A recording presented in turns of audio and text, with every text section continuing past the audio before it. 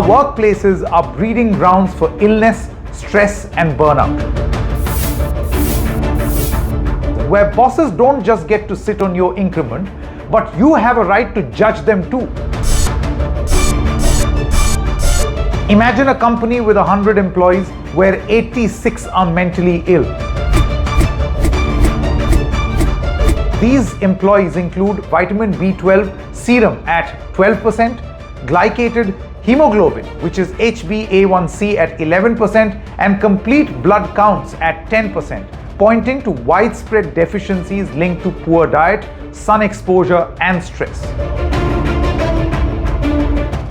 Be honest, you always had this feeling but couldn't express it properly. Have you ever found your job sick? Is your job making you sick? Is the entire corporate system designed to kill your passion, your drive? Does it suck the fun out of life and work, and in some cases, drive you straight to the hospital? Well, a damaging report by the Confederation of Indian Industries, or CII, has now left nothing to imagination. Corporate India, you are making India sick. A groundbreaking report reveals how jobs are plummeting productivity, skyrocketing mental health issues, and offering only a toxic culture that's claiming lives. We dive into the Medibuddy and CII's 2025 Corporate Wellness Index, hear from experts, and remember Anna Sebastian, the young professional whose tragic death exposed the dark side of ambition. Plus, actionable steps to turn the tide. Hello, my name is Sanket Upadhyay, and you're watching me on TheFederal. In a nation where the corporate sector drives economic growth, a new report paints a grim picture. Our workplaces are breeding grounds for illness, stress, and burnout. The Confederation of Indian Industry and digital health platform Medibuddy have released their 2025 Corporate Wellness Index based on data from over 1,000 corporations and millions of health interactions. The findings? Alarming. According to the report, a staggering 86% are struggling or suffering with mental health issues. Imagine a company with 100 employees where 86 are mentally ill. Still not alarmed? Only 14 out of 100 people in your office are mentally fit. According to a Hindu Business Line report, corporate India employs 50 million people, that's 5 crore people. Now imagine 4.3 crore people are mentally sick. Do you now understand the magnitude of this problem? Any country's employment sector that is making 86% of its workforce sick is nothing short of a national emergency. If this isn't a toxic corporate culture, what is? The problem among corporate India employees goes beyond mental wellness. It is seriously affecting every other aspect of their life as well.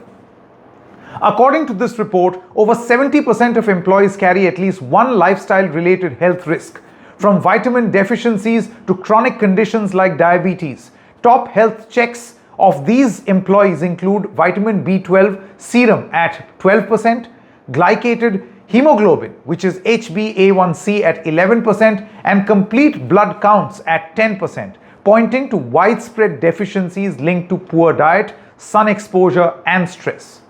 But why does all this matter?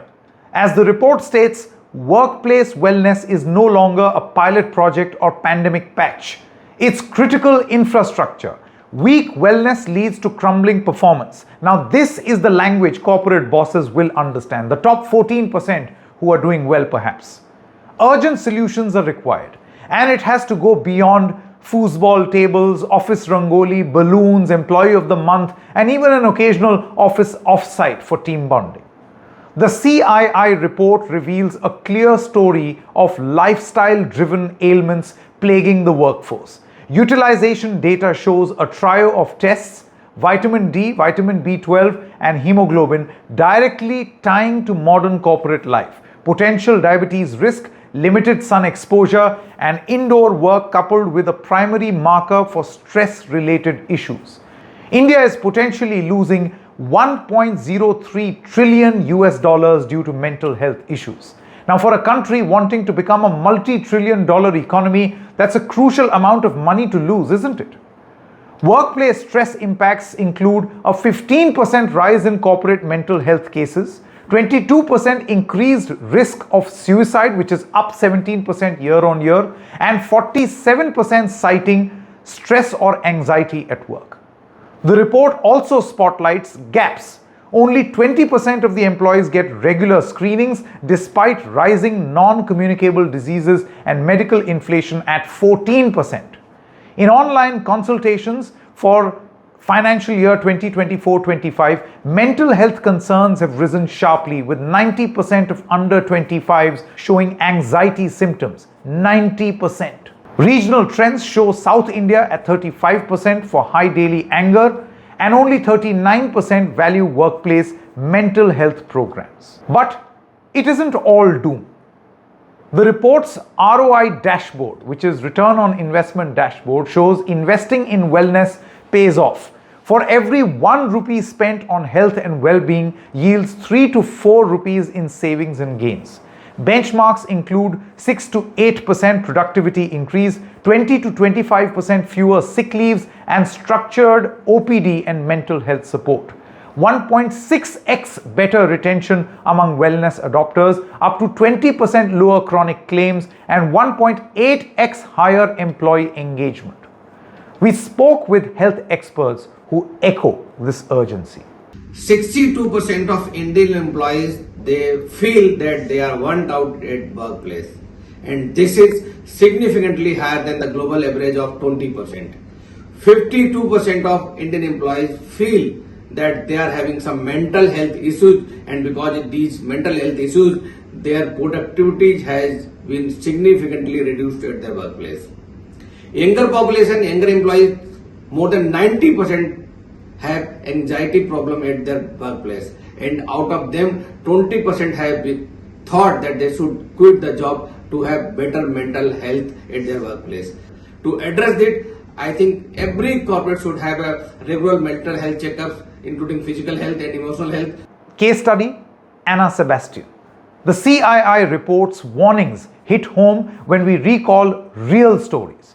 In July 2024, 26-year-old Anna Sebastian Perel, a chartered accountant from Kerala, tragically passed away just 4 months into her job at Ernst & Young, EY, in Pune. Her mother, in a heartfelt letter to EY's India chairman, blamed back-breaking workload and work stress for her daughter's death, citing anxiety, sleeplessness, and overwhelming pressure from managers who dismissed her concerns. Anna experienced chest constrictions, lack of sleep, and late eating, symptoms doctors linked to exhaustion. Her family alleges a toxic culture where she was overloaded with tasks beyond her bandwidth, including late-night assignments and weekend work. The incident sparked national outrage, with social media users sharing similar experiences of exploitative environments at Big Four firms and beyond. The government launched an investigation highlighting calls for better work-life balance and mental health support. Anna's story is not isolated.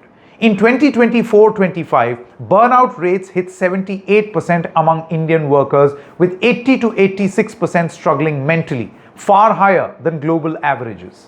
A McKinsey report notes 41% cite blurred work-personal boundaries as a stressor. Beyond the CII findings, other studies also reinforce the crisis. A 2023 Statista survey found nearly 50% of the employees reporting high stress levels, rising in 2024. The WHO estimates India loses 12 billion working days annually to depression and anxiety, costing half of mental health's societal burden. Deloitte's 2022 data showed 80% facing mental challenges in 2021, with 47% burnt out. The India corporate wellness market is projected to grow at $2.5 billion in 2024 to $4 billion in 2033.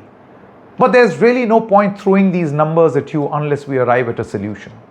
The CII report urges rethinking wellness as a business strategy, not a benefit, quantifying costs, integrating mental and physical support.